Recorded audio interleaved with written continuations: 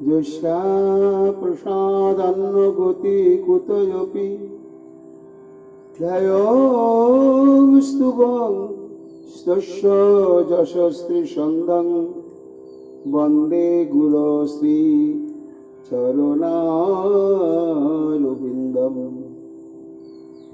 গৌরী কৃপা ঘনীভূতং প্রভং শ্রী হরি নন্দনং মম জীবন সর্বস্বং ভক্ত্যা নৌমি পুনঃ পুনঃ। রাধা কৃপাময়ং বপুং শ্রী গুরুদিন তারকং প্রভুং শ্রী গৌর গোপালং ভক্ত্যা নৌমি পুনঃ পুনঃ। আজানুলম্বিত ভুজো কনকাবদাতো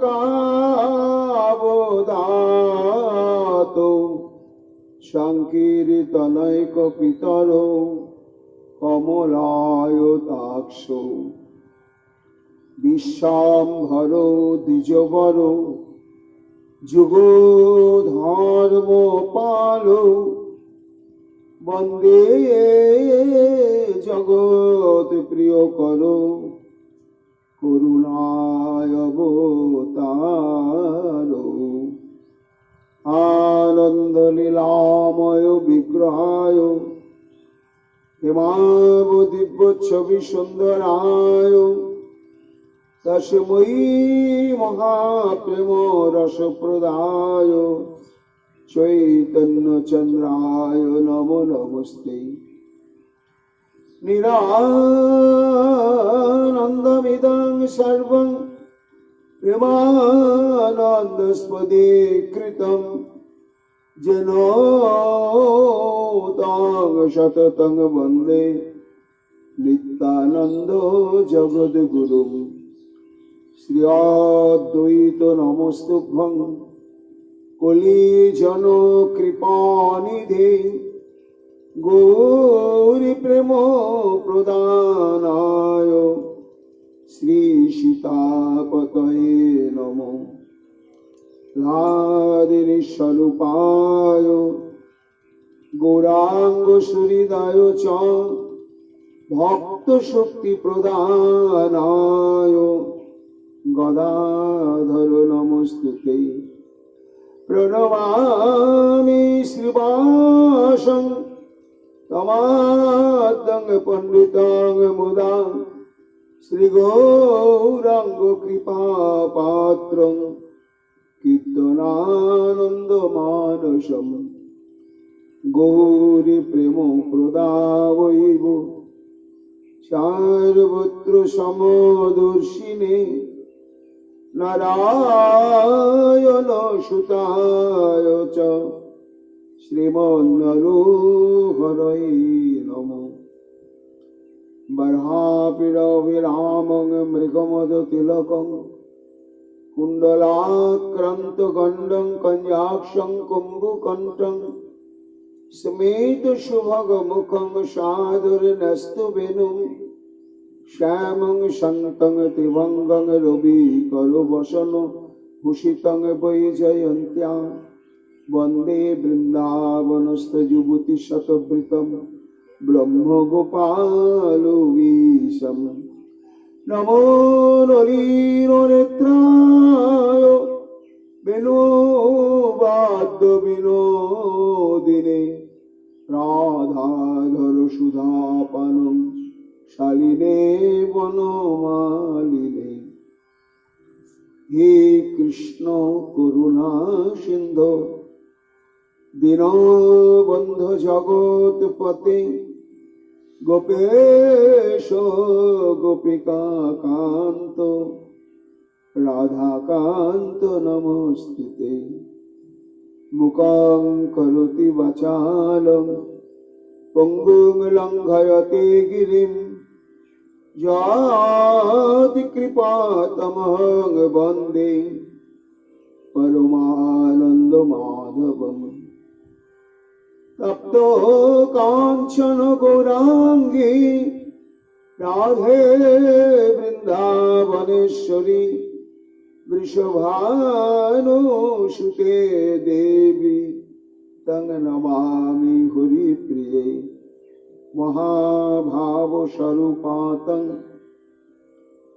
কৃষ্ণপ্রিয়া বরিয়সী প্রেমী ভক্তিপ্রদে দেবী রাধিকা তং নমাম্যহম বন্দে নন্দব্রজস্ত্রীণাং আদরেণ বিঘ্নসো যশাং ঘুরি কথদ গীতং পুনাতি ভুবনত্রয়ম অচতুর্বদন ব্রহ্মা দিবাহুর পরো ঘুরি অভালোচন শম্ভু ভগবান বদরায়ণী জং প্রভজন্তমনুপেতমপেত কৃত্যম দৈপায়ন বিরহ কাতর অজুহাব পুত্রিতি তন্ময়া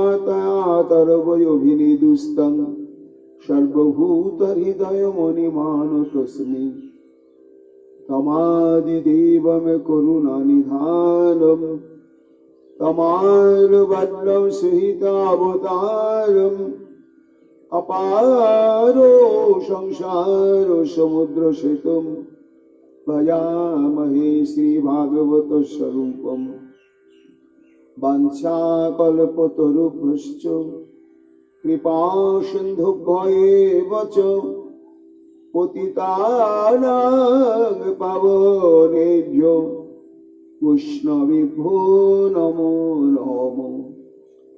জয় রূপ সনাতন ভট্ট রঘুনাথ শ্রীজীবী গোপাল ভট্ট দাস রঘুনাথ ভক্তি ভরে বন্দি ছয় গোসাইয়ের চরণ যাহা হইতে বিঘ্ন নাশ অভীষ্ট পূরণ। জয় গৌরী ভক্তবৃন্দ গৌর যাদের প্রাণ সবে মিলে দেহ মোরে নিতাই গৌর ভক্তিদান নিতাই গৌর হরি বল নিতাই গৌর হরি বল নিতাই গৌর হরি বল জয় জয় নিতাই গৌর হরি হরি বল। ও বলো বলো না সই না বলিবি মোরে ও বলো বলো না সই না বলিবি মোরে। আমি গৌরাঙ্গ চাঁদের ছাড়িতে নারিব আমি গৌরাঙ্গ চাঁদের ছাড়িতে নারিব আমারও পরানো গেলে সজনী আমারও পরানো গেলে। দণ্ডে 10 বার না দেখিলে মরি কি আরো বলিবি তোরা।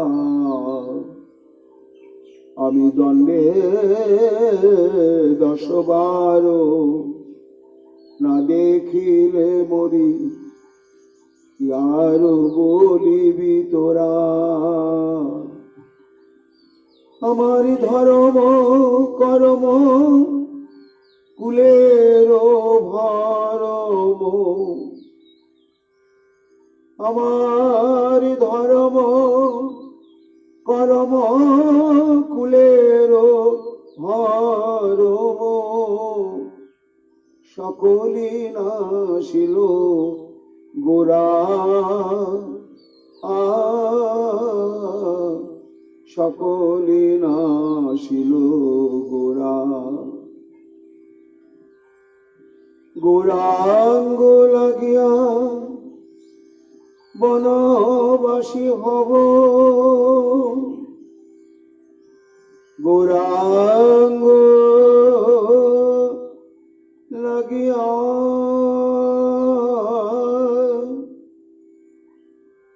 গৌরাঙ্গ লাগিয়া বনবাসী হব আমি এছার গৃহে রইব না রে যেথায় গৌর মিলে না এছার গৃহে আর রইব না রে গৌরাঙ্গ লাগিয়া বনবাসী হব কুলে তিলাঞ্জলি দেব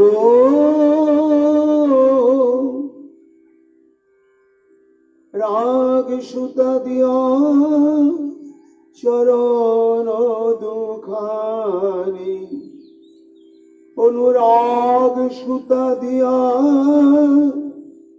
চরণ দুখানি আমি হৃদয়ে গাতিয়া থব গো হৃদয়ে গাতিয়া থব সজনী রে যে মনে করি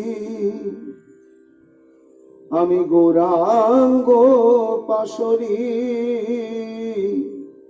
নয়ন মুদিয়া থাকি পুনাগরি আমি যে মনে করি গৌরাঙ্গ পাশরি নয়ন মুদিয়া থাকি ওই গৌর বদন দেখিব না বলে দেখলে ধৈর্য ধরিতে নারী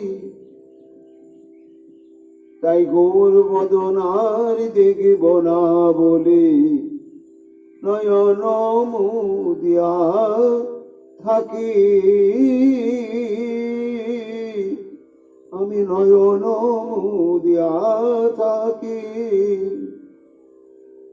উমা সোনার বরণ পুরুষ রতন সোনার বরণ পুরুষ রতন আমার হিয়ার মাঝারে দেখি হিয়ার মাঝারে দেখি দেখি সোনার গৌর দাঁড়ায় আছে আমার আধার হিয়া আলো করে হৃদয়ের মানিক হয়ে আধার হিয়া আলো করে আমার প্রাণের গৌর দাঁড়ায় আছে ইয়ার মাঝারে দেখি আমি হিয়ার মাঝারে দেখি তুই বলি গোরা না যায় পাশরা কি জানি কিবা সে হয় আবার আকাশ পাতাল চাহিয়া দেখিতে আকাশ পাতাল চাহিয়া দেখিতে সকলি গৌরাঙ্গ ময় সকলি গৌরাঙ্গময়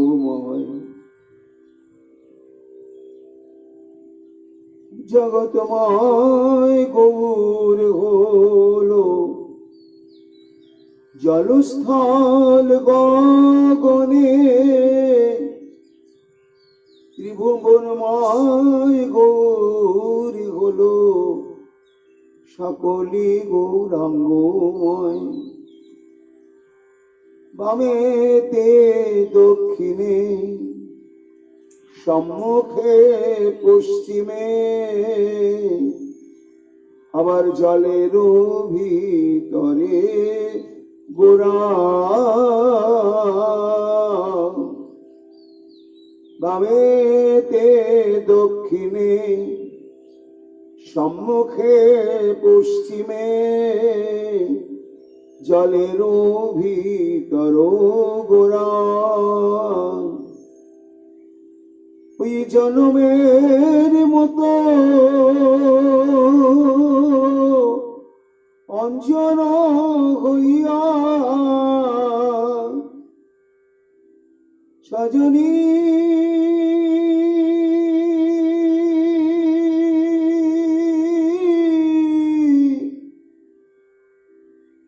ও সজনী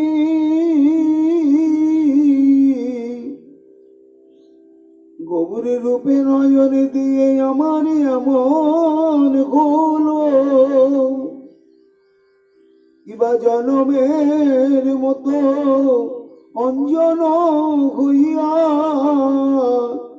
লাগিয়া রহলো পারায় আমার লাগিয়া রহলো পারা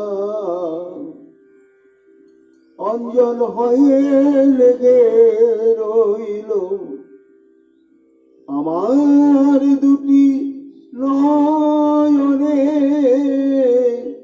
অঞ্জন হয়ে লেগে রইল আমার দুটি নয়নে আমার প্রাণ ভরা মন চোরা গোরা আমার দুটি নয়নে অঞ্জন হয়ে লেগে রইল লাগিয়া রহলো পারা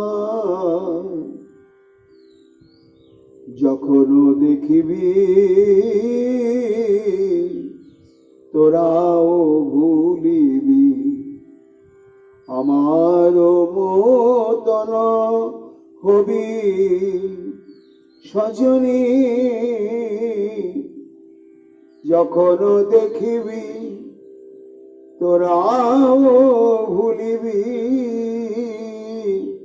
আমার মতন হবি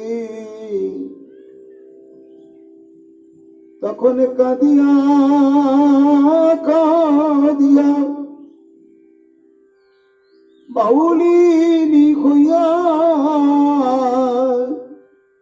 কাঁদিয়া কাঁদিয়া হাগৌর প্রাণ গৌর বলে কাঁদিয়া কাঁদিয়া বাউলিনি হইয়া যাচিয়া যৌবন দেবী যাচিয়া যৌবন দেবী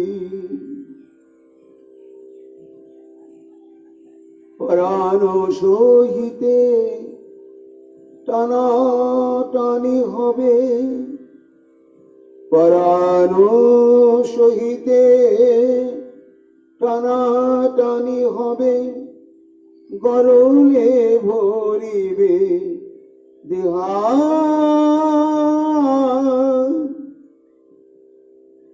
কহে নর হরি তখন জানিবি। আর কহে নর হরি, তখন জানিবি। নবীন গৌরাঙ্গ লেহা, নবীন গৌরাঙ্গ লেহা, গোবিন্দ নবীন গৌরাঙ্গ লেহা। জয় মহাপ্রভু, জয় সচিনন্দন নরহরির প্রাণ। জয় জয় মহাপ্রভু শ্রী গৌর সুন্দর, জয় নিত্যানন্দ প্রিয় নিত্য কলেবর। বলি জয় দাও মহাপ্রভু গৌর সুন্দরের জয় দিলে জয় হবে, সব মঙ্গল দূরে যাবে, প্রেমানন্দের উদয় হবে।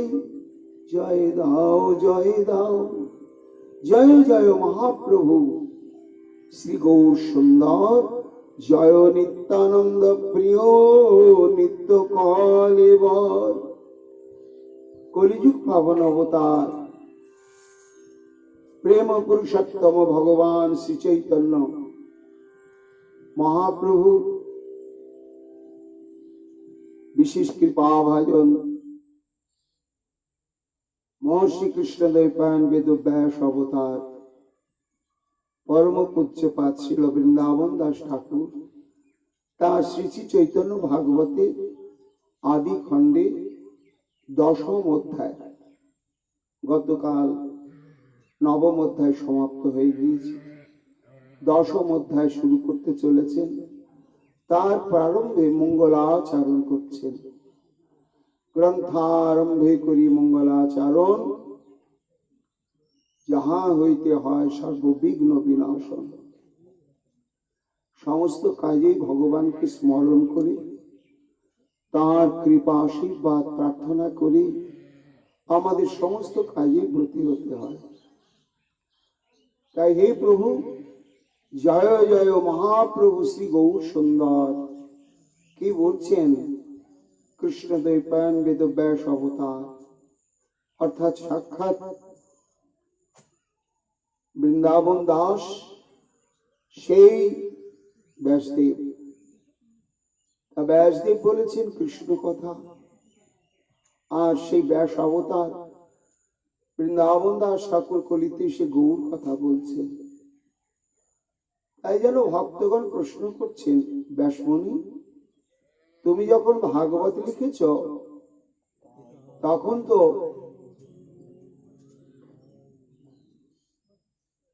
তোমার যে ভাগবতের প্রতিপাদ্য তত্ত্ববস্তু হচ্ছেন শ্যাম সুন্দর। শ্যাম সুন্দরকে নিয়ে তুমি তো ভাগবত রচনা করেছ, প্রণয়ন করেছ, লিখেছ। তুমি তো যখন তুমি সেই শ্যাম সুন্দরের কথা বলতে চলেছ, কোথাও জয় জয় মহাপ্রভু শ্যাম সুন্দর বলো, কোথাও নাই অধ্যায় প্রারম্ভে শুধু প্রথমেই মঙ্গলাচরণ জন্মাদ্যস্য যত অন্যাতিতরত স্বার্থস্য সবিকসারা তেনে ব্রহ্মা হৃদয় জাদি কবয় মুচ্ছন্তি যৎসুরায়।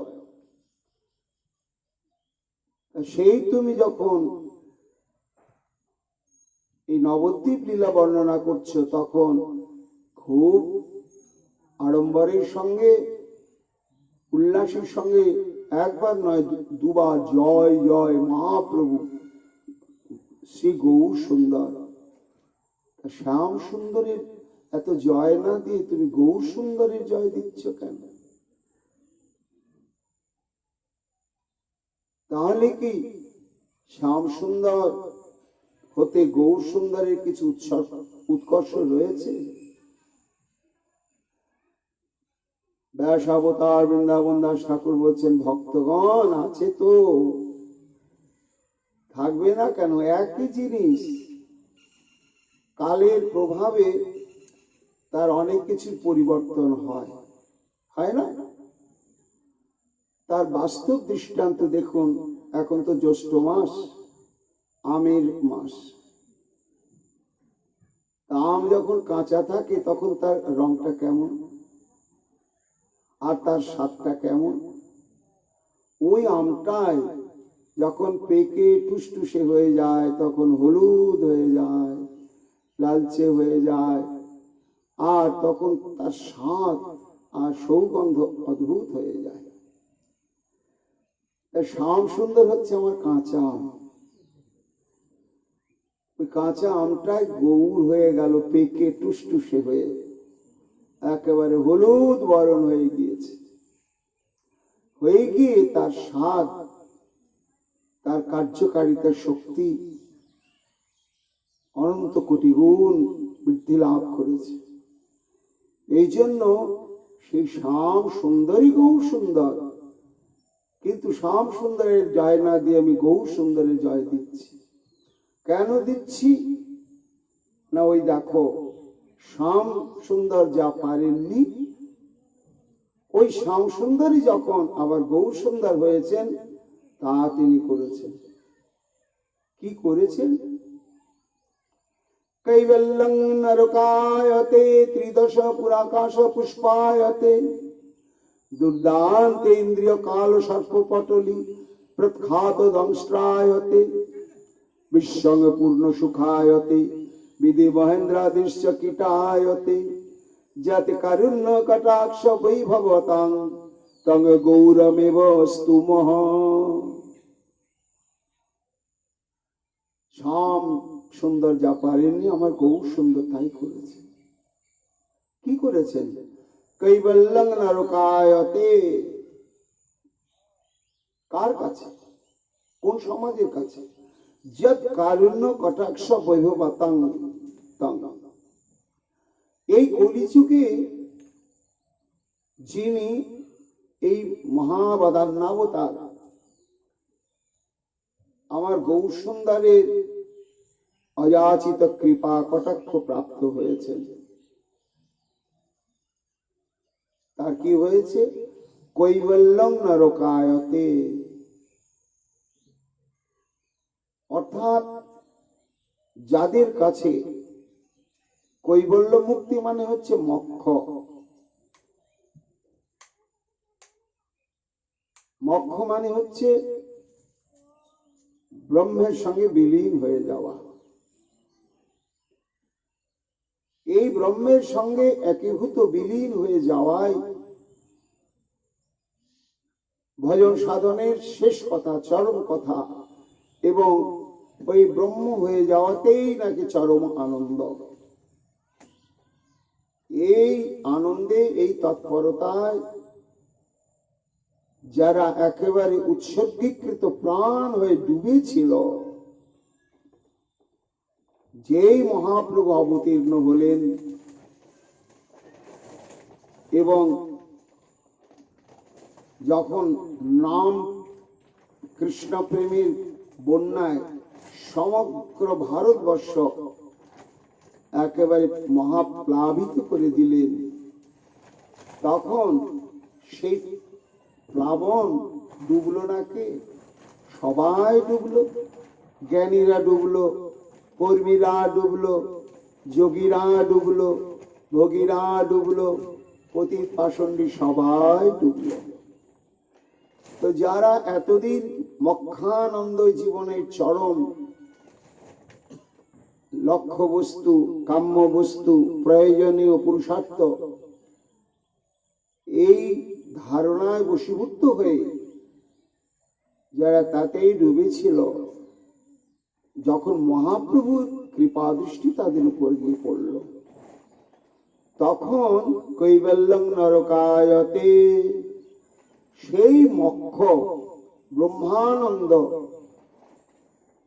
সেই মোক্ষ প্রাপ্তি, মুক্তি প্রাপ্তি বা ব্রহ্মানন্দাদি তাদের কাছে কি হলো? নরক তুল্য ঘৃণ্য হলো। এই কৈবল্য শব্দ সম্বন্ধে আমাদের একটু জানতে হবে। মুক্তি, মুক্তি হচ্ছে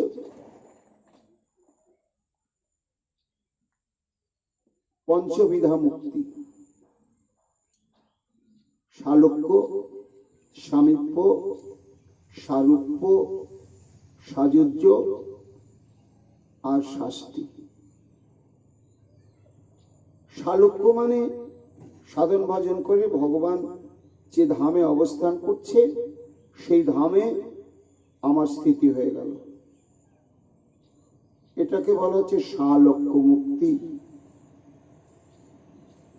আর একটি হচ্ছে সামীপ্য, ভজন করতে করতে সিদ্ধি লাভ করলো,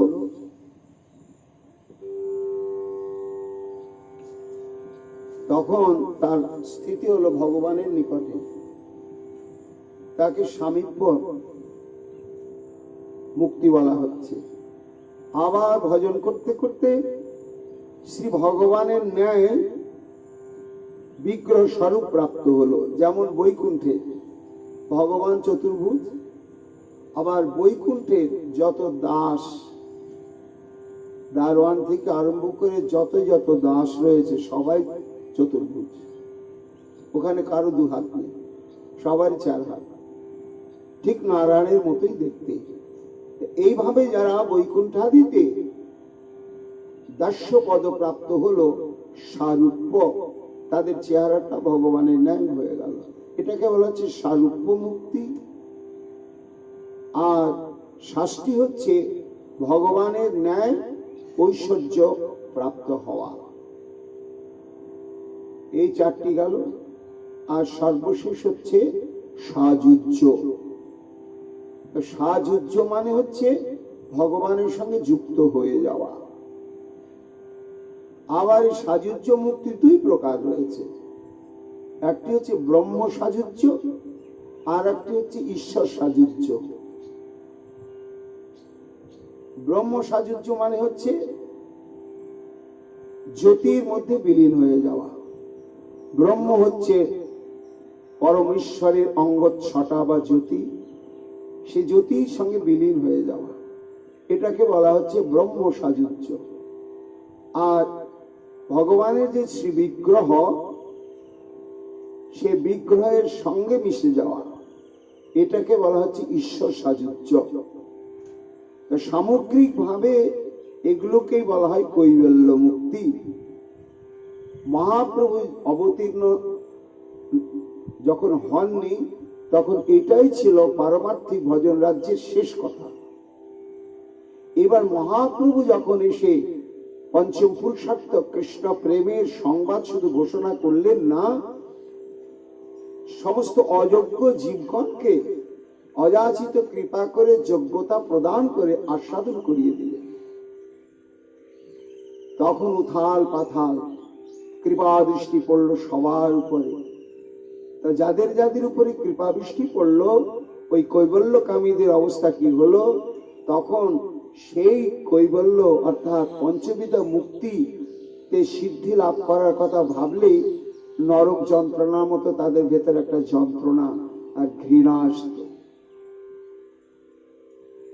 এটা এই শ্লোকের প্রতিপাদ্য বিষয়। কিন্তু এর কোনো দৃষ্টান্ত আছে কি? হ্যাঁ আছে। কবিরাজ গোস্বামীপাদ সেই দৃষ্টান্তটা দিয়েছেন চরিতামৃতে। কি দৃষ্টান্ত? না, মহাপ্রভু সন্ন্যাস গ্রহণ করে মাকে বললেন, মা গো, সন্ন্যাসীর ধর্ম নয় সন্ন্যাস করিয়া নিজ জন্মস্থানে রহে কুটুম্ব লইয়া। তা তুমি বলো, এই ভারতবর্ষে কোন জায়গায় আমি অবস্থান করলে তোমার সুখ হবে? সচি মা বললেন, তুই বৃন্দাবনে থাকিস না, অনেক দূর। আর নবদ্বীপ নীলাচল যেন দুই ঘর, লোক গতাগতি করে নিরন্তর। শ্রীক্ষেত্র আর নবদ্বীপ প্রতি মাসেই মাসেই লোকজন যাতায়াত করে। এই জন্য আমি খবরটা পাবো নিমাই, তুই নীলাচলেই থাকবি। মহাপ্রভু নীলাচলে শুভাগমন করলেন। করে প্রথম কাজটি কি করলেন? না, অদ্ভুত লীলা অবলম্বন করে সার্বভৌম ভট্টাচার্যকে উদ্ধার করলেন। কি পরিকল্পনা মহাপ্রভু, ভাবতে আশ্চর্য হয়। কেননা ওই একটা শিরোমণিকেই তিনি এমন ভাবে কৃষ্ণ প্রেমে ডুবিয়ে দিলেন যে গোটা ভারতবর্ষ উথাল পাথাল হয়ে গেল একেবারে। কেননা তদানীন্তন ভারতবর্ষে এই অদ্বৈত বেদান্ত বাদের যত অনুগামী শিষ্যবর্গ, সাধক ইত্যাদি সারা ভারতবর্ষ, তাদের মধ্যে মুখ্য উপদেষ্টা আচার্য ছিলেন এই সার্বভৌম ভট্টাচার্য। কাজে গোটা ভারতবর্ষের এই জ্ঞানপন্থীদের দৃষ্টি কিন্তু সার্বভৌম ভট্টাচার্যের দিকেই ছিল। সেই সার্বভৌম ভট্টাচার্য কাজে যখন মহাপ্রভু জগন্নাথ মন্দির থেকে তুলে নিয়ে গেলেন, কি বলেছিলেন প্রথমে গোপীনাথ আচার্যকে, অগ্নিপতিকে, আরে 24 বছর বয়স, দগ্ধকে যৌবন, এই বৈরাগী হয়েছে এই বয়স, এই আমার কাছে থাকুক, না হলে এই তো এখন একটা চরম ভোগের বয়স, চিত্তকে বৈরাগ্যের রাজ্যকে ঢুকিয়ে দিতে হবে, তার জন্য নিরন্তর বেদান্ত শ্রবণ করতে হবে, বেদান্ত মার্গে প্রবেশ একে করাতে হবে। এই বলে তো সে বেদান্ত শোনাতে শুরু করেছিলেন, কিন্তু পরিণাম হলো কি, শেষে নিজেই ডুবে গেলেন। যখন ডুবে গেলেন আর পারলেন না, খেয়ে হারিয়ে ফেললেন, তারপরে মহাপ্রভুর কৃপাতে মহাপ্রভু ষড়ভুজ স্বরূপী প্রকট করে তাকে দেখালেন, দেখি আত্মসাৎ করে নিলেন সার্বভৌম ভট্টাচার্যকে, প্রেমের আস্বাদটি করিয়ে দিলেন। যখন করিয়ে দিলেন তখন একেবারে অদ্ভুত পরিবর্তন। কৃষ্ণ বলতেই অশ্রুকম্প পুলক বিভূষিত, ধুলায় গড়াগড়ি। সমগ্র বিশ্বের বেদান্তবাদীগণ, অদ্বৈতবাদীগণ তারা হতবাক হয়ে গেলে, কে নিমায় পণ্ডিত 24 বছরের একটা যুবক গোটা ভারতবর্ষটাকে একেবারে নাড়িয়ে দিলে। সার্বভৌম ভট্টাচার্য মহাপ্রভুর কাছে আসছে, আর থাকতে পারছেন। একদিন সার্বভৌম প্রভু স্থানে আইলা, নমস্কার করি শ্লোক পড়িতে লাগিলা। আমরা আলোচনাটা করছি কেন না, এই যে মঙ্গলাচরণে গৌর সুন্দরের জয় দেওয়া হয়েছে, কেন গৌর সুন্দরের বৈশিষ্ট্য কি যা শ্যাম সুন্দরের মধ্যে প্রকাশিত হয়নি, সেটা বলতে গিয়ে মহাজন বললেন যে কৈবল্যং নরকায়তে, যারা মহাপ্রভুর কৃপা দৃষ্টি প্রাপ্ত হয়েছে তাদের কাছে এই সমস্ত মুক্তি নরকের ন্যায় ঘৃণ্য। কেমন ঘৃণ্য তারই দৃষ্টান্ত স্বরূপ আমরা সার্বভৌম ভট্টাচার্যের প্রসঙ্গটা বলছি। একদিন সার্বভৌম প্রভু স্থানে আইলা, নমস্কার করি শ্লোক পড়িতে লাগিলা।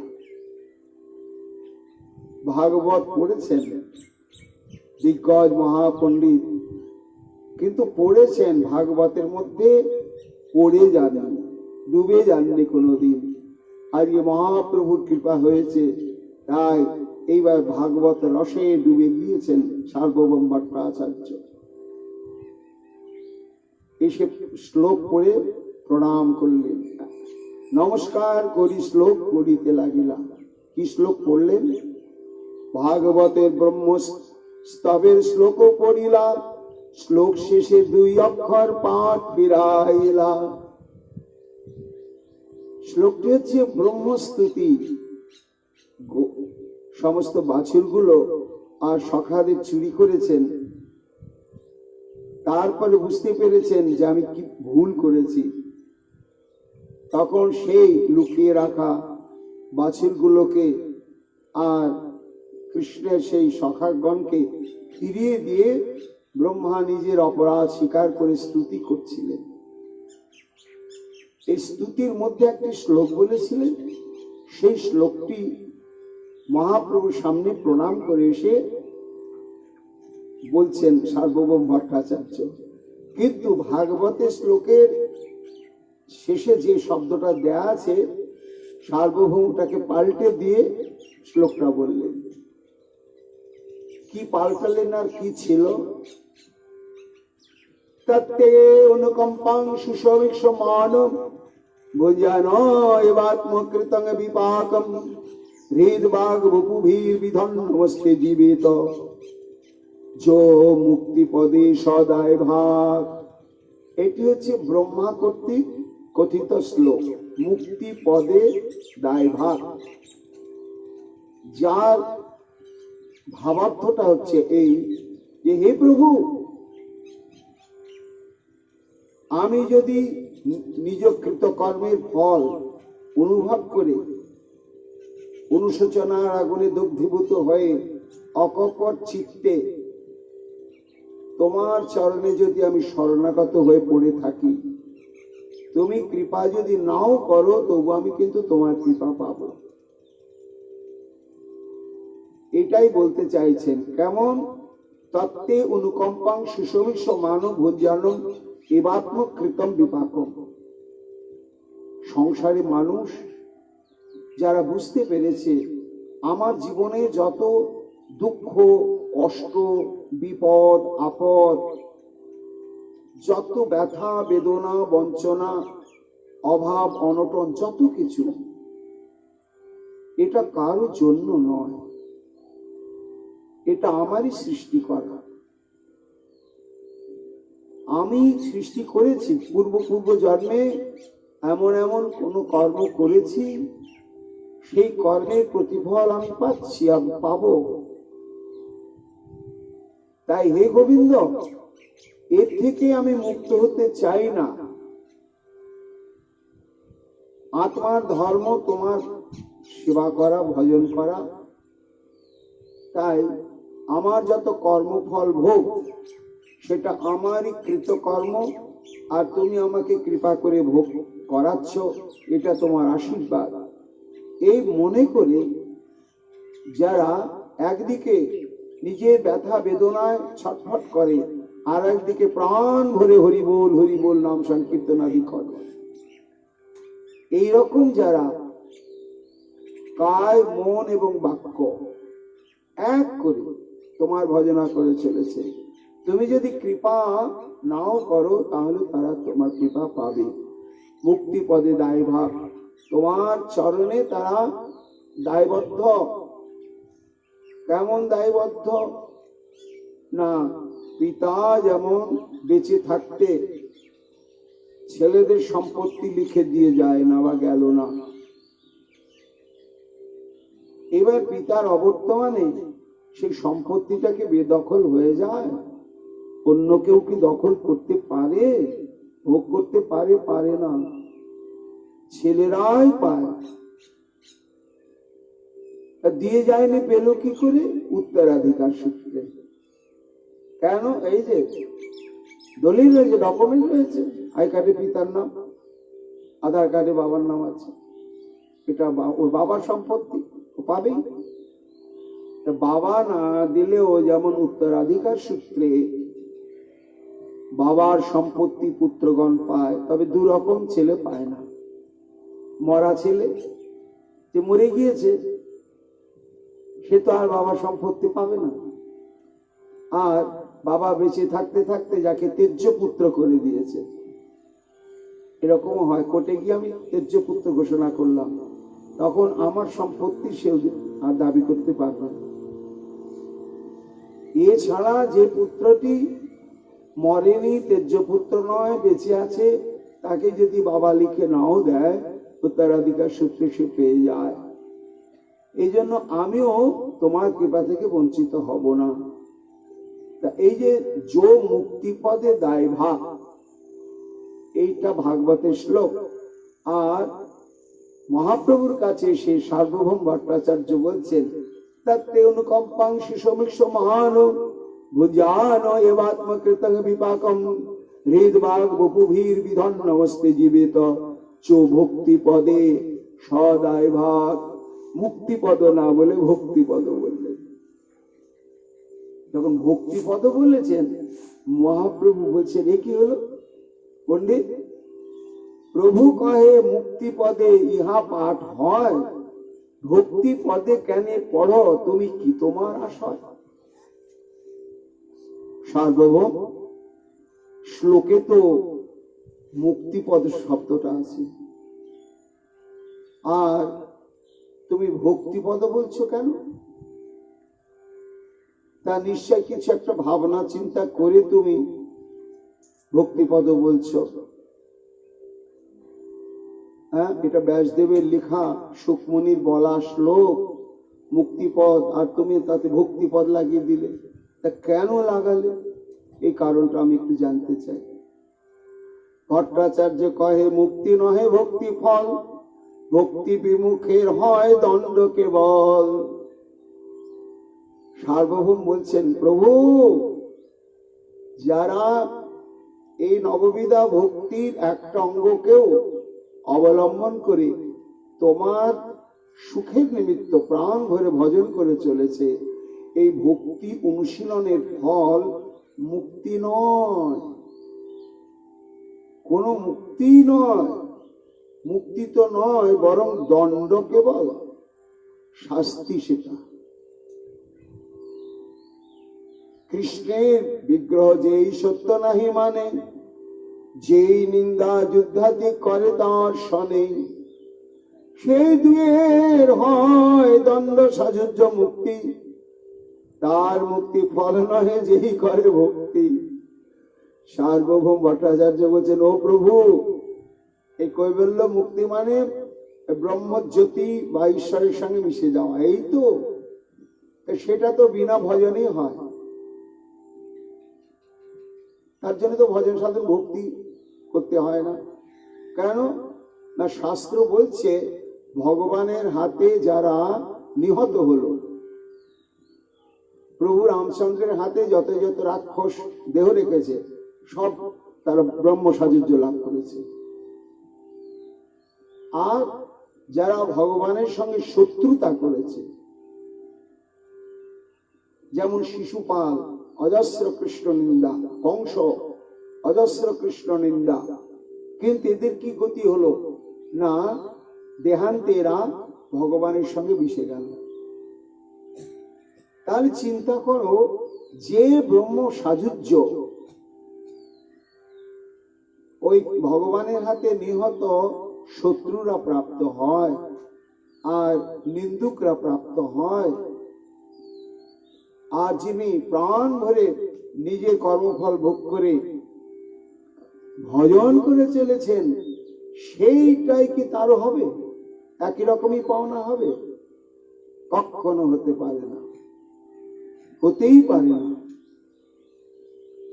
যদ্যপি সে মুক্তি হয় পঞ্চপরকার, শালুক্য সামীপ্য সারূপ্য শাস্তি সাজুজ্য, আর শালুক্যাদি যদি হয় সেবাদার, তবে কদাচিৎ ভক্ত করে অঙ্গীকার। শালুক্যাদিচারী অর্থাৎ শালুক্য, সামীপ্য, সারূপ্য এবং শাস্তি, এই চারটা তবু ভক্ত একটু একটু ইচ্ছা করে। কেন না, ভগবানের ধামে যদি শালুক্য মুক্তি মানে ভগবানের ধামে, সেখানে একটু সেবা করার সুযোগ থাকবে। ভগবানের সান্নিধ্য পেলে ভগবানকে সেবা করব। আচ্ছা, ভগবানের মতন শরীরটা পেলাম, তাও সেবা করতে পারবো। ভগবানের মতন ঐশ্বর্য পেলাম, তাও ভগবানকে সেবা করতে পারবো। কিন্তু ভগবানের সঙ্গে যদি মিশেই যায়, তখন তার সেবা করা থাকবে না। এই জন্য ব্রহ্ম সাযুজ্য হইতে ঈশ্বর সাযুজ্য ধিক্কার। প্রভু কহে মুক্তি পদের আর অর্থ হয়, মুক্তিপদ শব্দে সাক্ষাৎ ঈশ্বর কয়। সার্বভৌম, তুমি মুক্তিপদে দায়ভাগ ব্রহ্মার বলা শ্লোকটার মধ্যে মুক্তি কথা শুনেই তুমি একেবারে ওই দিকে চলে গিয়েছ। না, তা নয়। মুক্তি পদ শব্দে শ্রীকৃষ্ণকে বুঝায়। কেন না শ্রীকৃষ্ণের চরণকে আশ্রয় করলেই জীবের সমস্ত প্রকার কর্মবন্ধন থেকে সে মুক্ত হয়ে যায়। বলেছেন না, মামে বজে প্রপদ্যন্তে মায়া মেতাং তরন্তিতে। অর্জুনকে বললেন যে আমার চরণে 16 আনা সোপে দিয়ে যারা নিশ্চিষ্ট হয়ে পড়ে থাকবে তাদের কর্মবন্ধন থেকে আমি মুক্ত করে দেব। তাহলে গোবিন্দের চরণেই মুক্তি অবস্থান করেন বলে গোবিন্দের এক নাম হচ্ছে মুক্তিপদ। তা তুমি এই মুক্তিপদ শব্দে শ্রীকৃষ্ণকে ধারণা না করে ওইসব ব্রহ্ম কৈবল্য মুক্তির দিকে গেলে কেন? বলে প্রভু এই মুক্তি শব্দটা আমার কাছে ঘেন্না, এটা আমি আর কানে নিতেই পাচ্ছি না। আমি জানি যদ্যপি তোমার অর্থ এই শব্দে কয়, তথাপি অস্পৃশ্য দোষে কখনো না যায়। মুক্তি শব্দ কহিতে মনে হয় ঘৃণা ত্রাস, আর ভক্তি শব্দ কহিতে মনে হয় তো উল্লাস। শুনিয়া হাসেন প্রভু আনন্দিত মনে, ভট্টাচার্যে কইল প্রভু দৃঢ় আলিঙ্গনে। বৃন্দাবন দাস ঠাকুর বলছেন, দেখলে তো এত বড় সার্বভৌম ভট্টাচার্য, যিনি সারা জীবন ধরেই প্রচার করলেন যে ব্রহ্মবিদ ব্রহ্মৈব ভবতি, ব্রহ্ম হয়ে যাওয়াতেই চরম সার্থকতা। কিন্তু যখনই মহাপ্রভু কৃপা কটাক্ষ লাভ করলেন, তখনই ওই মুক্তি তার কাছে নরকের চাইতেও ঘৃণ্য হয়ে গেল। এটি শ্যাম সুন্দর পারেন, এটা গৌর সুন্দর পারলেন। সেই শ্যাম সুন্দর যখন গৌর সুন্দর হইলেন, তখন শুধু তাই নয়, আবার গৌর সুন্দরের আর কি বৈশিষ্ট্য? ত্রিদশ পুরাকাশ পুষ্পায়তে, যারা মহাপ্রভু শুভ কৃপা দৃষ্টি লাভ করতে পেরেছেন তাদের কাছে, অর্থাৎ কর্মীগণ যারা দান ধ্যান যজ্ঞাদি করেন, কেন? স্বর্গপ্রাপ্তি কামনায়। কিন্তু স্বর্গটা তো একটা অনিত্য জায়গা। ক্ষীণে পুণ্যে মর্তলোকে বিশন্তি, যতদিন পুণ্যটা থাকবে ওটাই, যেই শেষ হয়ে যাবে রিসার্চ শেষ, তখন সব বন্ধ। তাহলে যেটা নিত্য শাশ্বত ধাম নয় এবং যেখানকার ভোগ সুখ নিত্য নয়, সেখানে যাবার জন্য কর্মীগণ কত কি করে। কিন্তু এখানে কর্মীগণ যেই মহাপ্রভুর কৃপা কটাক্ষ প্রাপ্ত হলো, তখন তাদের কাছে স্বর্গটা একটা অবাস্তব অলিক ঘৃণ্য বলে তারা ত্যাগ করে হরিবোল হরিবোল বলতে শুরু করল। এটি শ্যাম সুন্দর পারেন, আমাদের গৌর সুন্দর করেছেন। এই জন্য তং গৌরমেব স্তুম, এই জন্য ভগবানের ওই শ্যাম সুন্দর স্বরূপের চাইতে গৌর সুন্দর স্বরূপেরই উৎকর্ষ বৈশিষ্ট্য মাধুর্য অনেক বেশি। তার জন্যই বৃন্দাবন দাস ঠাকুর বলছেন, ভক্তগণ এই জন্যই আমি দুয়ার জয় দিলাম। জয় জয় শ্রী পদ্মম্ন মিশ্রের জীবন, জয় শ্রী পরমানন্দ পুরী প্রাণ ধন, জয় জয় সর্ব বৈষ্ণবের ধন প্রাণ, কৃপা দৃষ্টে কর প্রভু সর্বজীবে ত্রাণ। অধ্যায় আরম্ভ করবার আগে মঙ্গলাচরণে, এটা আশীর্বাদ রূপ মঙ্গলাচরণ, ইষ্টদেবের প্রতি তো জয় ঘোষণা করার পরে আশীর্বাদ প্রার্থনা করছেন। হে গৌরহরি, আমি যে তোমার কথা বলতে চলেছি, তুমি আমায় কৃপা শক্তি সঞ্চার করো, আমি যেন যথার্থ ভাবে তোমার লীলা কথা বলতে পারি। আর তোমার চরণে প্রার্থনা, এই লীলা কথা যারা শ্রবণ করবে তাদের প্রতি তুমি শুভ কৃপা দৃষ্টিপাত করো। তারা ভজন সাধন করতে পারুক বা না পারুক, এই যে তোমার কথা তারা শ্রবণ করছে এবং করবে, এর জন্যই তুমি তাদেরকে অহৈতুক কৃপা করো। এটা হচ্ছে আশীর্বাদ রূপ মঙ্গলাচরণ। আদিখণ্ড কথা ভাই শোনো এক মনে, বিপ্ররূপে কৃষ্ণ বিহরিলেন যে বনে, হেন মতে বৈকুণ্ঠ নায়ক সর্বক্ষণ বিদ্যারসে বিহরেন লই শিষ্যগণ। সর্বনবদ্বীপে প্রতি নগরে নগরে শিষ্যগণ সঙ্গে বিদ্যারসে ক্রীড়া করে। দিগ্বিজয় পণ্ডিত প্রেম ভক্তি লাভ করে ধন্য কৃতার্থ হয়ে একেবারে নিষ্কিঞ্চন জীবনে ফিরে গেলেন। আমার মহাপ্রভু পূর্বের ন্যায় নবদ্বীপে বিদ্যাবিলাস রসে নিমগ্ন ছিলেন। সর্ব নবদ্বীপে সর্বলোকে হইল ধনী, নিমায় পণ্ডিত অধ্যাপক শিরোমণি। এইবার বৃন্দাবন দাস ঠাকুর বলছেন যে দিগ্বিজয়ী পণ্ডিত পরাজিত হওয়ার পরে মহাপ্রভুর প্রতি সমস্ত নবদ্বীপের কিরকম দৃষ্টিভঙ্গি, কিরকম ব্যবহার প্রকাশ পেল সেটাই বলছেন। সর্ব নবদ্বীপে সর্বলোকে হইল ধনী, নিমায় পণ্ডিত অধ্যাপক শিরোমণি। বড় বড় বিষয়ে সকল দোলা হইতে নামিয়া নমস্কার করে বহুমতে। যারা হেঁটে চলাফেরা করেন না, এখনকার দিনের মতো তো ঘরে ঘরে অত নামি দামি সব এসি গাড়ি টাড়ি ছিল না। তখনকার দিনে ওই রকম বিলাসবহুল সামর্থ্যবান সমস্ত ধনীরা পালকিতে চলতেন, দোলায় চলতেন। তাই সমস্ত সম্ভ্রান্ত ব্যক্তিরা যাচ্ছেন দোলায় চড়ে, পথে দেখছেন নিমাই, আরে সেই নিমাই পণ্ডিত দিগ্বিজয়ী পরাজিত করেছে। আরে দাঁড়াও দাঁড়াও দাঁড়াও দাঁড়াও, দোলা থামাও থামাও থামাও। নেমে গিয়ে একেবারে সাষ্টাঙ্গে দণ্ডবোধ করছে। বড় বড় বিষয়ে সকল দোলা হইতে নামিয়া নমস্কার করে বহুমতে। প্রভু দেখে মাত্র জন্মে সবা সাধ্যাস, নবদ্বীপে হেন নাই যে না হয় বশ। নবদ্বীপে যারা যত ধর্ম কর্ম করে, ভোজ্য বস্ত্র অবশ্য পাঠায় প্রভুর ঘরে। এই দিগ্বিজয়ীকে পরাভূত করার পরে মহাপ্রভু গৃহস্থ জীবনের একটা পরিবর্তন এসে গেল।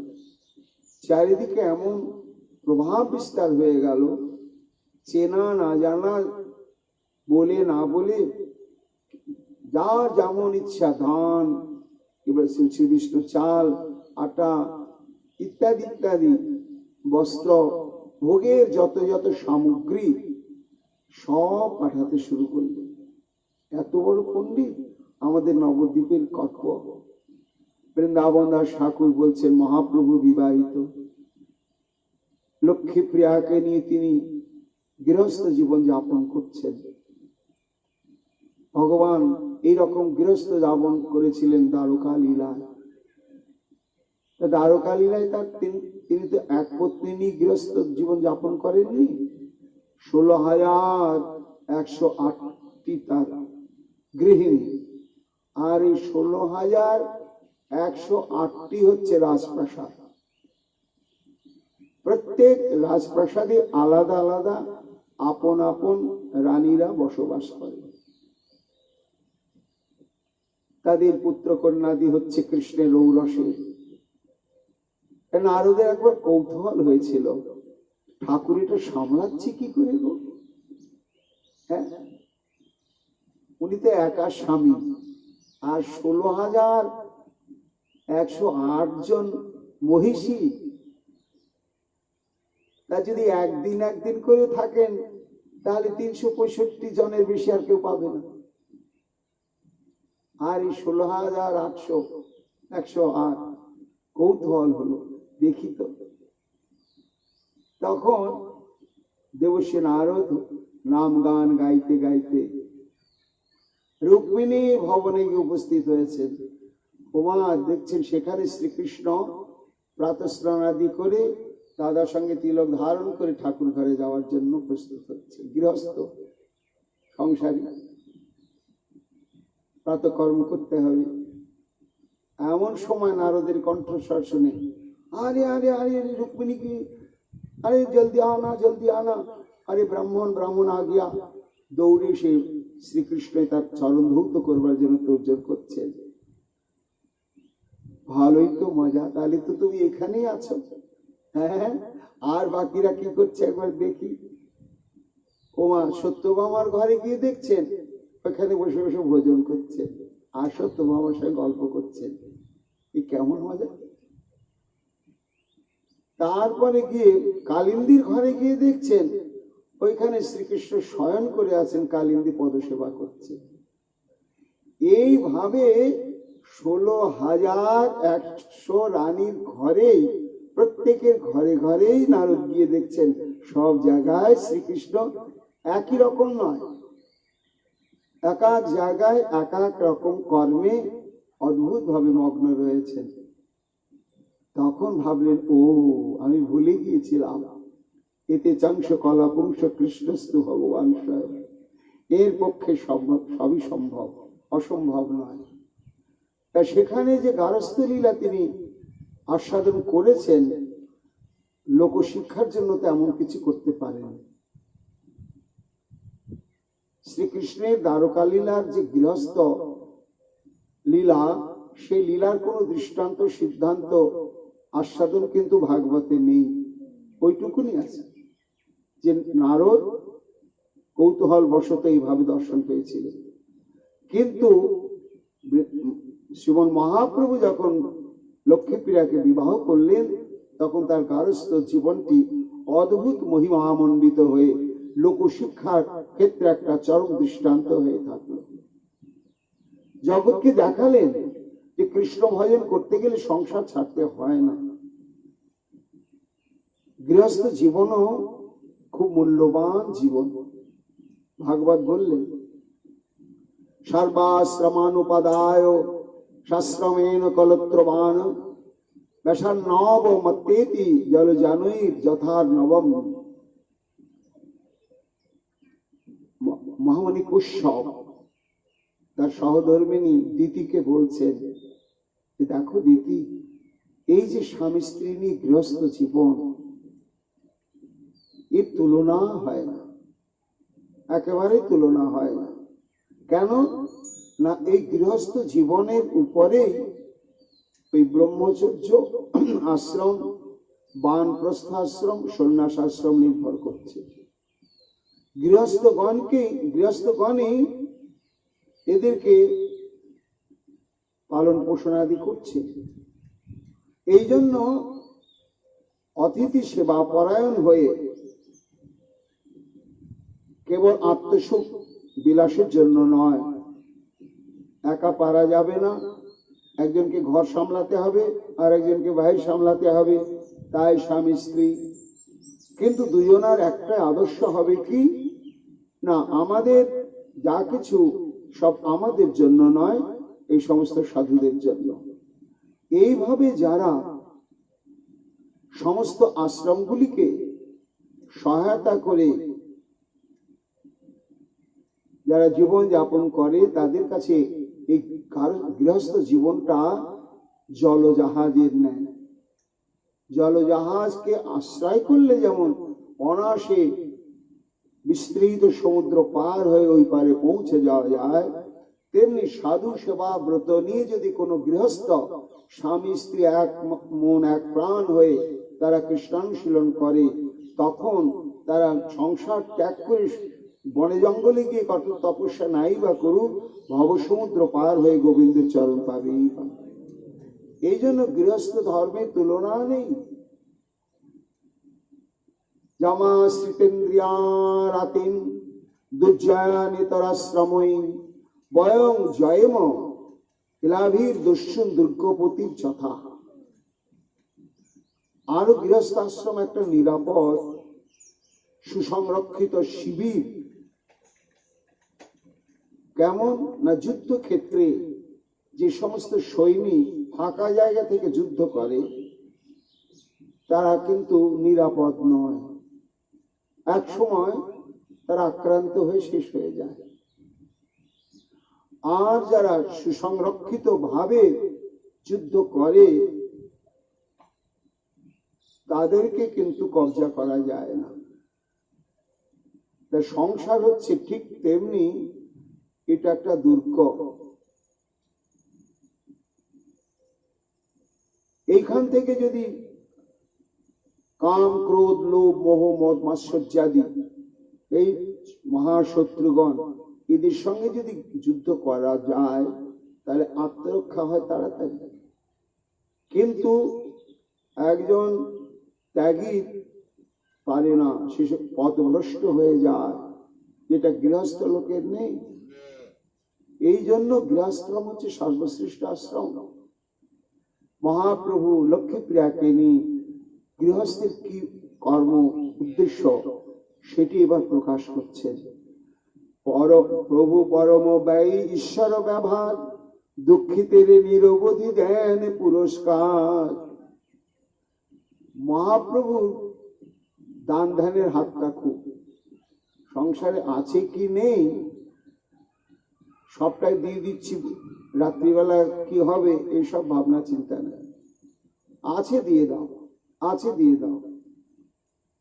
দুঃখীরে দেখিলে প্রভু বড় দয়া করি, অন্ন বস্ত্র করি পাতি দেন গৌর হরি। যত দুঃখী, কাঙ্গাল, দরিদ্র, যার ছেঁড়া ফাটা বস্ত্র নেই তাকে বস্ত্র দেন, যাদের অন্ন সংস্থান নেই তাদের অন্নের ব্যবস্থা করে দেন, যাদের আর্থিক অনটন তাদের যথাসাধ্য অর্থ সহযোগিতা করেন। নিরবধি অতিথি আইসে প্রভু ঘরে, যার যেন যোগ্য প্রভু দেন সবাকারে। আর অতিথি, অতিথি শব্দ এখানে বুঝতে হবে সাধারণ মানুষ নয়, এখানে সমস্ত সাধু, সন্ন্যাসী বা পর্যটক, বৈষ্ণব এইরকম। নিরবধি অতিথি আইসে প্রভু ঘরে, যার যেন যোগ্য প্রভু দেন সবাকারে। কোনদিন সন্ন্যাসী আইসে 10-20, সব নিমন্ত্রণে প্রভু হইয়া হরিশ। 20 জন সাধু এসে উপস্থিত, আর সঙ্গে সঙ্গে নিমন্ত্রণ করেই দিলেন যে মহারাজ প্রসাদ না পেয়ে কিন্তু যা চলবে না, আগেই ঘোষণা করে দিলেন। সেই ক্ষণে কহি পাঠায়েন জননীরে, 20 সন্ন্যাসীর ভিক্ষা ঝাট করিবার। পরে কোন পড়ুয়াকে পাঠিয়ে দিল, যা মাকে বলে দিল 20 জন সন্ন্যাসী প্রসাদ পাবে। সেখানে তো লক্ষ্মী ঠাকুরানী রয়েছেন। ঘরে কিছু নাই আই চিনতে মনে মনে, মহাপ্রভুর আদেশে সেবক এসে তো বললেন সচিমাকে, মা বলছে দেখো তো পাগল ছেলে, একটু ঘরের খোঁজটা তো নেবে। 1 2 নয়, 20 জন আবার সাধু, তাদেরকে তো আর এমনি এমনি দিলে কিছু হবে না, তেমনি মহাপ্রসাদ দিতে হবে। কিন্তু ঘরে যে কিছু নাই, মনে মনে খুব চিন্তা করছেন মা। ঘরে কিছু নাই আই চিনতে মনে মনে, 20 সন্ন্যাসীর ভিক্ষা হইবে কেমনে। চিন্তিতে হেন নাহি জানি কোন জনে, সকল সম্ভার আনি দেয় সেই ঘরে নিতাই গৌর হরি বল। আসলে কি এসব কখনো আটকায় না। মা খুব চিন্তা করতে না করতেই অযাচিত ভাবে কে এমন সমস্ত সম্ভার নিয়ে এলেন। 20 জন কেন, ও 200 জন সাধুরও হয়ে যাবে। মা তো আশ্চর্য হয়ে গেলেন। জগৎকে দেখাচ্ছেন মহাপ্রভু যে ভগবান আমাদের সেবাটা গ্রহণ করেন সাধু বৈষ্ণবের মুখে। এই জন্য সাধু সেবা, বৈষ্ণব সেবা সাক্ষাৎ ভগবত সেবা তুল্য। আমরা নিবেদন করছি, ভগবান তিনি গ্রহণ করছেন, নিশ্চয়ই গ্রহণ করছেন, কিন্তু সেই গ্রহণের সার্থকতা যখন আমরা সেই মহাপ্রসাদ কোনো বৈষ্ণবকে ভোজন করাচ্ছি। বৈষ্ণব যখন গ্রহণ করছেন তখনই মনে হবে যেন সাক্ষাৎ প্রভুই ভোজন করছেন। এই জন্য বৈষ্ণবের বদনেই তিনি গ্রহণ করেন।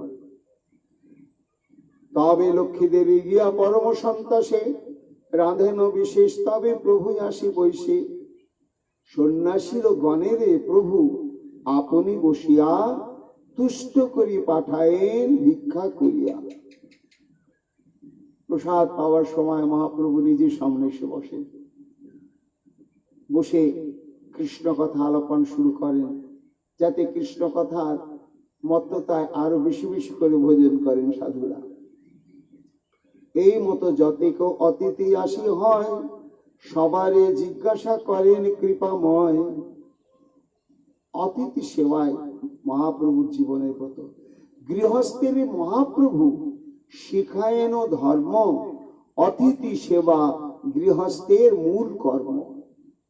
বৃন্দাবন দাস ঠাকুর বলছেন, আপনি আচরি গোড়া জীবের শিখায়।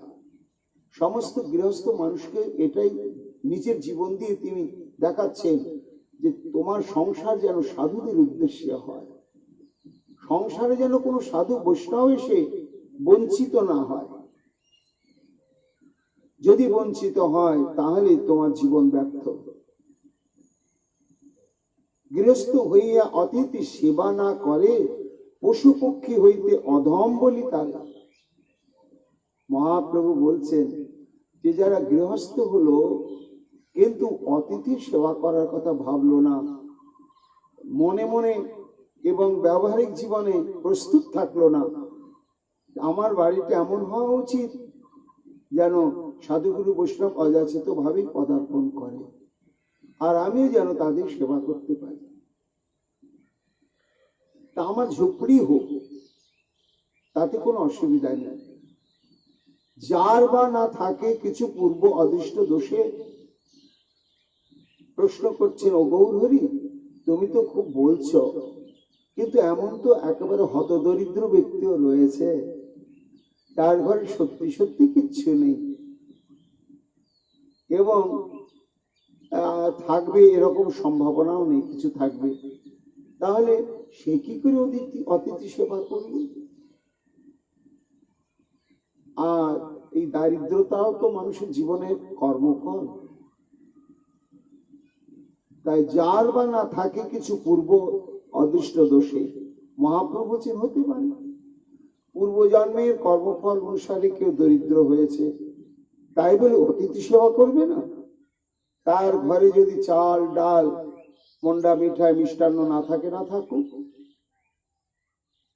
তার ঘরে তো এই জিনিসগুলো আছে। কি? যার বা না থাকে কিছু পূর্বদৃষ্ট দোষে, সে তৃণ জল ভূমি দিবেক সন্তোষে। এটাই তার ক্ষেত্রে বিরাট সাধু সেবার অঙ্গ। কিরকম? মনু সংহিতায় বলা হয়েছে, তৃণানি ভূমির উদকং বাক চতুর্থী চ বা সুনিতা এতান্নপি শতাং গৃহে নচ্ছিদস্তে কদাচন। মনু সংহিতায় বলা হচ্ছে যে চারটা জিনিস, এই চারটা জিনিস থেকে কোন অতিথিকে যেন আমরা বঞ্চিত না করি। সেটা হচ্ছে তৃণ। তৃণ মানে হচ্ছে আসন, বসার আসন। আর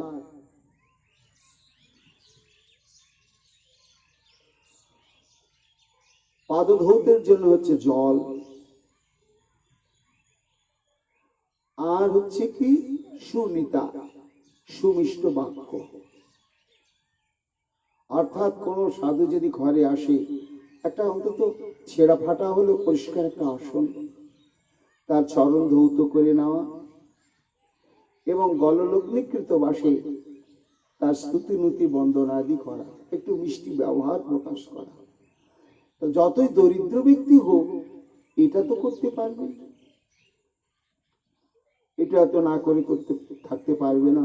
তো যার ঘরে কিছু থাকবে না, সেও এইটুকুনো দিয়েও যেন বৈষ্ণব সেবা করে।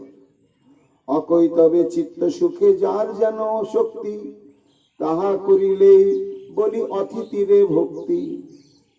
অতএব অতিথিরে আপনে ঈশ্বরে, জিজ্ঞাসা করে নয়তি পরম আদরে। সেই সব অতিথি পরম ভাগ্যবান, লক্ষ্মী নারায়ণ যারে করে অন্নদান। বৃন্দাবন দাস ঠাকুর বলছেন যে মহাপ্রভুরই অতিথি সেবা দর্শন করে যারা সামর্থ্যবান ব্যক্তি বা বিজ্ঞ, তারা বলছে আহা হা, এই নিমায় পণ্ডিত আর লক্ষ্মীকে না, লক্ষ্মী হচ্ছে সাক্ষাৎ লক্ষ্মী আর নিমায় হচ্ছে সাক্ষাৎ নারায়ণ। আজকে দেখো তাদের ঘরে যে সমস্ত অতিথি আসছে, হ্যাঁ, তাদের কত সৌভাগ্য, কত সুকৃতি যে তারা সাক্ষাৎ লক্ষ্মী নারায়ণের হাতে সেবা গ্রহণ করছে।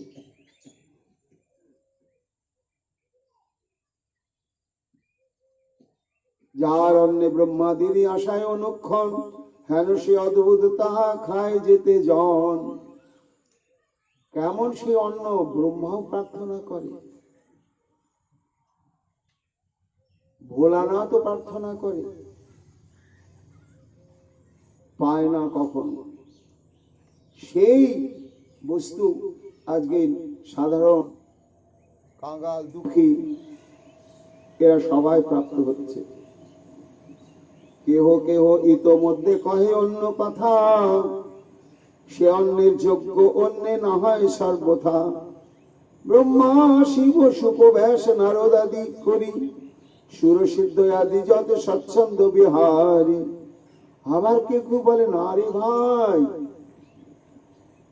এই ঘরে যারা অতিথি ভিখারি হয়ে আসছে তারা কেউ সাধারণ নয়। কেন না, বৈকুণ্ঠে ব্রহ্মাকে হাত পেতে কিছু পায় না, এই জন্য নবদ্বীপে সেই প্রভু এসেছেন। তো এটা গুপ্ত বৈকুণ্ঠ, এইখানে ওই ব্রহ্মা, তারপরে মহেশ্বর, ইন্দ্র, চন্দ্র, বরুণ ইত্যাদি এরা সবাই ওই সাধু সন্ন্যাসী বৈষ্ণব সে দেশে প্রসাদ গ্রহণ করছে। হ্যাঁ, কেন এই সৌভাগ্য তারা বৈকুণ্ঠে পায় না?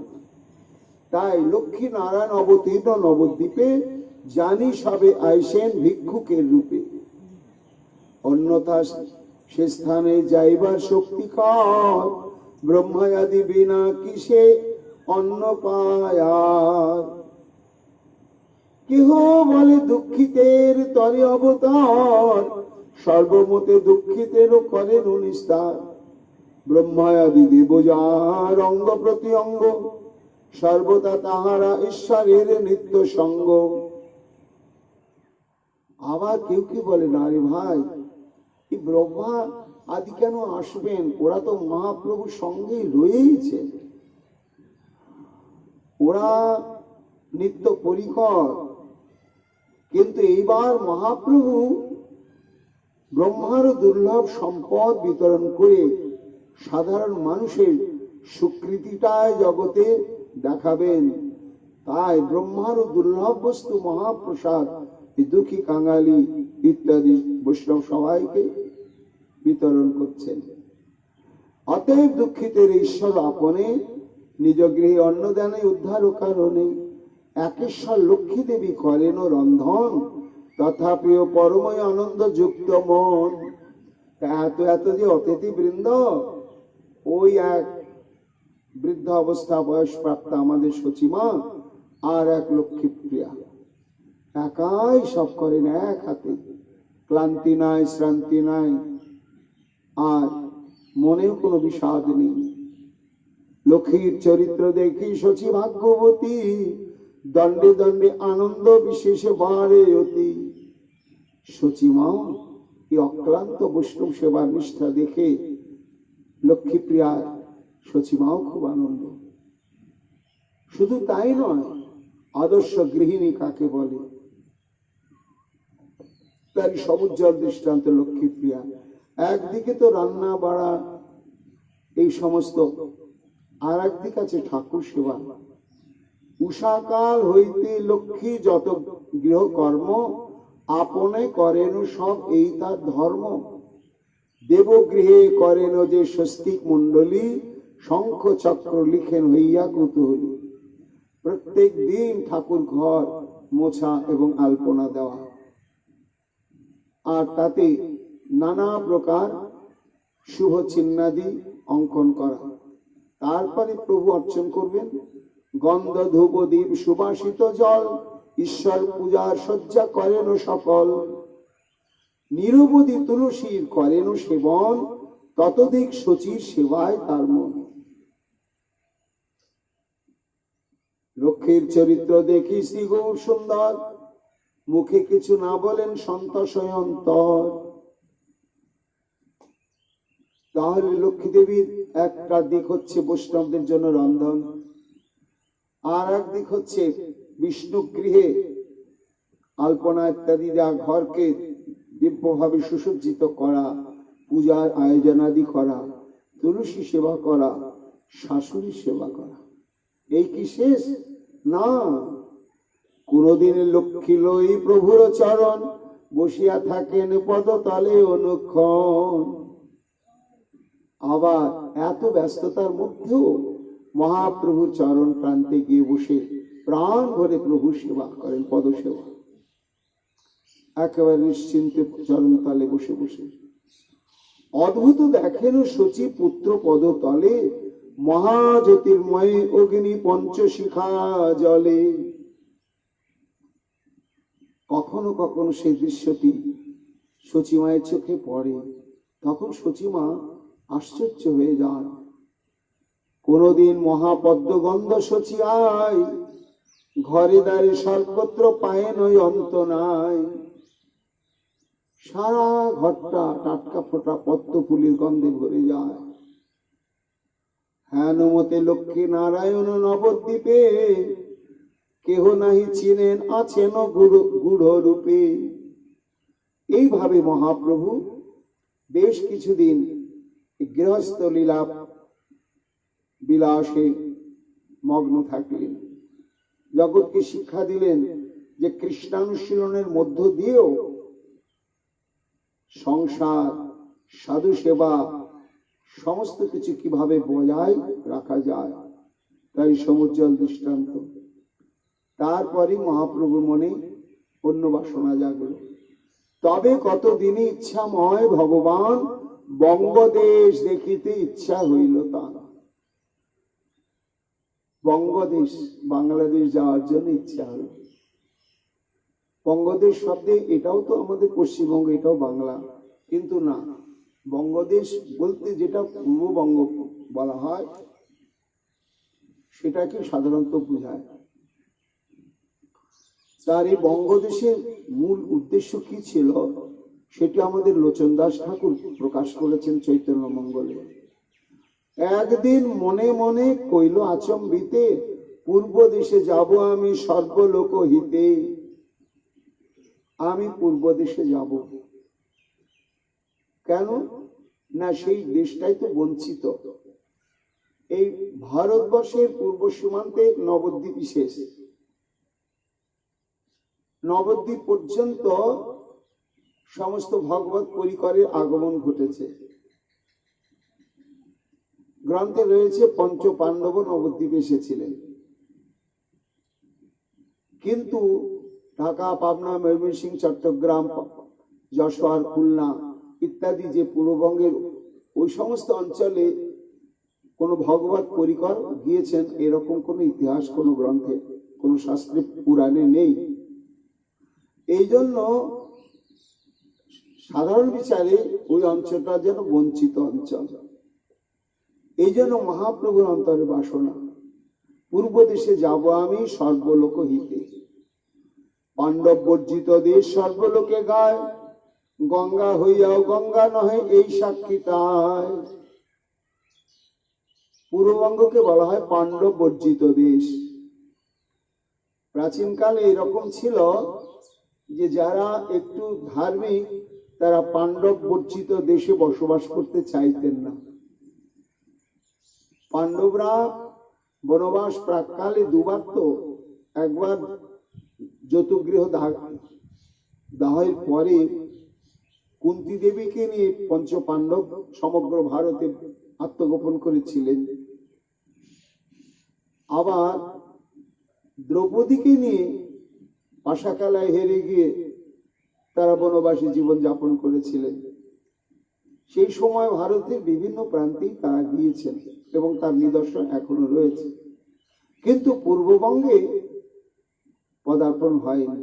এই জন্য মহাপ্রভুর ইচ্ছা যে পাণ্ডবর্জিত দেশ স্বর্গলোকে গায়, তাহলে যারা চিরকালেই বঞ্চিত সেখানে আমাকে যেতে হবে।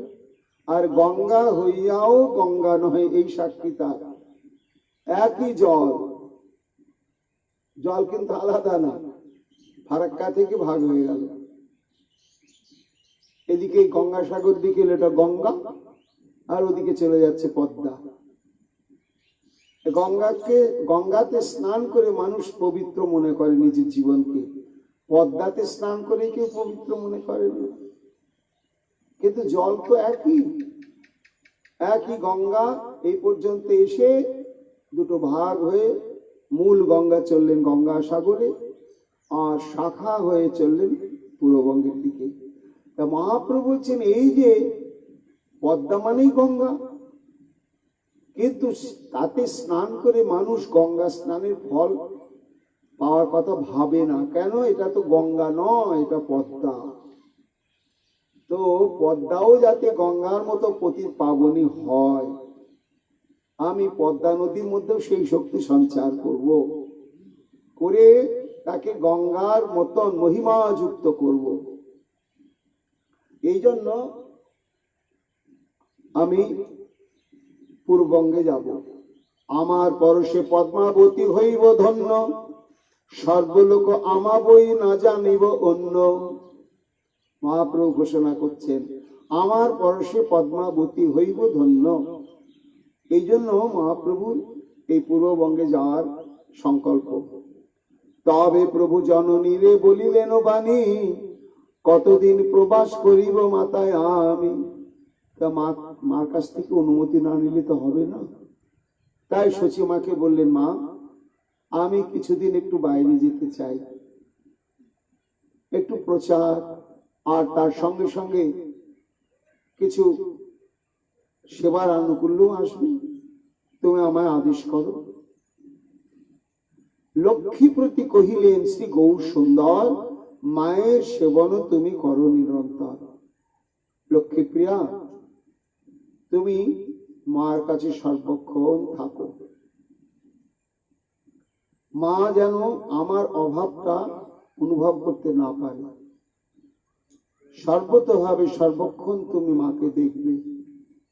এইভাবে মায়ের অনুমতি নিয়ে মায়ের সেবা কাজে লক্ষ্মীপ্রিয়া দেবীকে আদেশ দিয়ে, তবে প্রভু কত আপ্ত শিষ্যগণ লইয়া চলিলেন বঙ্গদেশে হর্ষিত হইয়া। হরিবোল হরিবোল বলতে বলতে মহাপ্রভু পূর্ববঙ্গের উদ্দেশ্যে শুভযাত্রা করলেন। যে যে জন দেখে প্রভু চলিয়া আসিতে, সেই আর দৃষ্টি নাহি পারিসম্বরিতে। মহাপ্রভুর প্রভাব পূর্ববঙ্গে পৌঁছে গিয়েছে। কেন না, পূর্ববঙ্গের তদানীন্তন কালের সমস্ত অঞ্চল থেকে সামর্থ্যবান যারা বিদগ্ধ, তারা সবাই নবদ্বীপে আসতেন এই পড়াশোনার উদ্দেশ্যে, শাস্ত্রানুশীলনের উদ্দেশ্যে নবদ্বীপে আসতেন। সেই জন্য নবদ্বীপে যাতায়াত পূর্ববঙ্গের সমস্ত মুখ্য মুখ্য স্থান থেকেই ছিল। আর সেই সূত্রেই মহাপ্রভুর পাণ্ডিত্য, মহাপ্রভুর বিদ্যাবত্তা, তারপরে এই সাম্প্রতি দিগ্বিজয়কে পরাজয় করা সমস্ত প্রভাব পূর্ববঙ্গে গিয়ে পৌঁছেছিল। এইবার মহাপ্রভু প্রবেশ করছেন পূর্ববঙ্গের দিকে, তা সে তো অদ্ভুত। একবার যে তাকাবে আর তো নয়ন ফিরবে না। স্ত্রীলোক দেখিয়া বলে, হেন পুত্র যার ধন্য তার জন্ম, তার পায়ে নমস্কার। মহাপ্রভুকে দেখে মায়েরা কে কেমন ভাবছেন? সব মায়েরা বলছেন, দেখ দেখ কত ভাগ্যবতী না, যার গর্ভে এই সন্তান আবির্ভূত হয়েছেন। আমরাও তো মা, আমাদের তো ছেলে মেয়ে আছে রে, কিন্তু এই মায়ের গর্ভ ধন্য হয়ে গেল, বিনা ভজন সাধনেই এই ভগবত ধাম লাভ করবে। কেন? ইহানো পুত্র যার গর্ভে জন্মগ্রহণ করেছে। যে বা ভাগ্যবতী হেন পাইলেন পতি, স্ত্রী জন্ম সার্থক করিলা সেই সতী। আবার নববধূরা বলছে, আহারি ইনি নিশ্চয় বিবাহিত, আর যার সঙ্গে বিবাহ হয়েছে সে যে কত কত কোটি কোটি জন্ম জন্মান্তর তপস্যা করেছিল, তার জন্যই এমন পতি দেবতা প্রাপ্ত হয়েছে। এই মতো পথে যত দেখে স্ত্রী পুরুষে, পুনঃ পুনঃ ব্যাখ্যা করেন সন্তোষে। বেদেও করেন কাম্য যে প্রভু দেখিতে, যেতে জনে প্রভু দেখে তান কৃপা হতে। বৃন্দাবন দাস ঠাকুর বলছেন, আহা ধন্য পূর্ববঙ্গবাসী, কাকে তোমরা দেখছ? চাক্ষুষ চর্মচক্ষে যথাবস্থিত ভাবে তোমরা দর্শন পাচ্ছ কাকে? না বেদ, যাকে দেখবার জন্য তপস্যা করছে। বেদ যে তাকে পাবার জন্য, তার চরণ পাবার জন্য তপস্যা করছেন, এই সংবাদ আমরা উদ্ধবের মুখে পেয়েছি। 10 মাস থাকার পরে উদ্ধবের অভিজ্ঞতা, আশামহ চরণের জুষামহংস্যাং বৃন্দাবনে কিমপি গুল্মলত সুধীরম ইয়াদুস্তজং সজনমার্থ পথঞ্চ হিত্বা ভেজে মুকুন্দ পদবীম শ্রুতিভি মৃগ্যাম।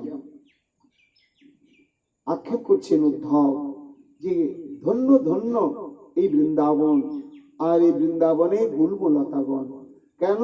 না এরা গোবিন্দের চরণ প্রাপ্ত হয়,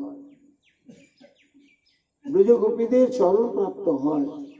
যে গোবিন্দের চরণ শ্রুতিভিজ্ঞাম, শ্রুতির অধিষ্ঠাত্রী দেবীগণ ওই চরণ পাবার জন্য তপস্যা করছেন।